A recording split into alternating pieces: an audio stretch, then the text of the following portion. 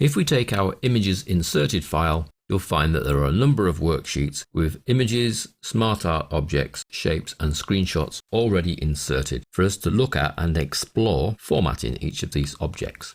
Now when it comes to formatting images, shapes, screenshots, smart arts, we need to select the object we wish to format and it will bring up the relevant context sensitive ribbon. In this case, I've selected an image, we get Picture Tools Format. Now if I go to the Shapes sheet and select a shape, you see we get Drawing Tools and Format. So a slightly different set of properties. And then if I select the Smart Art, you'll see we get Smart Art Tools, we get a Design ribbon for changing the design of the Smart Art, and then Format for changing its colours, outlines, etc. Let's go back to the images first. So the images one brings up Picture Tools Format. And in here we can change a picture style section. Here we've got little drop shadows and curves, etc. And that will be applied to the selected image. So I could have a trendy effect. I can control the picture border, choosing from our theme colors or standard colors or different thickness of that border. So I could go quite thick on the border and choose an awful green color. There are picture effects. So we have shadows. You can see with all these effects, they preview as you hover, so there's no need to actually click OK and see if it works for you. You can just hover and let it take effect. So we have reflection, another set of options. And you can see a reflection of the photograph appears below. Bevel, that sort of buttony shape. 3D rotation. And you can see that the picture really then does get twisted about from all angles. Once you find an effect you like, you simply click and that effect then is applied to your image. We can crop images using the crop tool.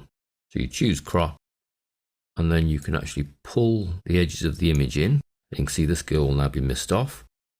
And from that side, and then that girl will be missed off. Perhaps there's too much white area at the top. That's the area I would like to crop to. So I then go back up to crop and actually click the crop tool. And my image gets cropped down. Notice how the effects then get reapplied. So I've still got the 3D rotation and the twist on the style. I can rotate my image. Nothing's actually happening to the image until I click OK, but as I move through the options, I get a preview of where we'll be at. We can change color. You can see we've got different levels of saturation. So 0 saturation will take my image down to be in black and white, or I can change the color tone, or I can even recolor the image. We could have a bluey effect, like placing a filter in front of the camera lens. So we'll go into the middle on the saturation and we'll have no recolor. So any of your images can be affected. You simply select, come up to the Picture Tools Format and then choose the effect you're after or the recoloring you're after. I'm going to go with that one for the horse. And then the little girl. Have that twist there. And the car. Can have a little circular blur outline to it. So those picture tools will apply to images you've inserted from your hard drive or from the internet, and also screenshots. Screenshots effectively are classed as pictures. So I could take this screenshot and add an effect, as well as potentially adding a border or the shadowy effects. So that's the picture tools. Now with shapes, it's slightly different. We select the shape, we come to drawing tools and we have a format ribbon.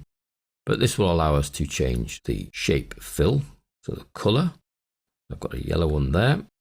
The outline, so again I can choose some of the colors, and as I move through we get a preview of what's happening. I can go for a much thicker line and even perhaps dotted. I can affect word art styles. Well, that will not affect this particular box because there's no text. I can actually insert shapes while I've got a shape selected, and I can physically adjust the size. Instead of doing it graphically with my eyes using the corner handles or the horizontal or vertical handle, I can physically change the size here to be exactly what I want it to be. So I want it to be 2 inches high, 2 inches wide. So effectively it's a square.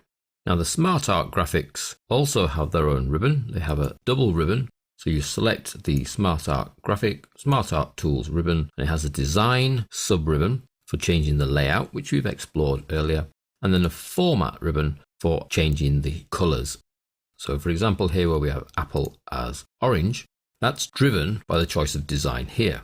But there's nothing to stop you manually selecting Apple, going to the shape fill and choosing a different colour. So again, pear, I can manually change the shape fill.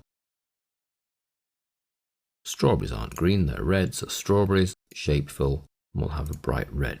So even though the theme of the design initially controls the colours of your shapes within the Smart Art, you can use the Format sub-ribbon to manually override those options. So each of the graphical objects has their own set of properties. Images, which include screenshots, shapes, and then Smart Art.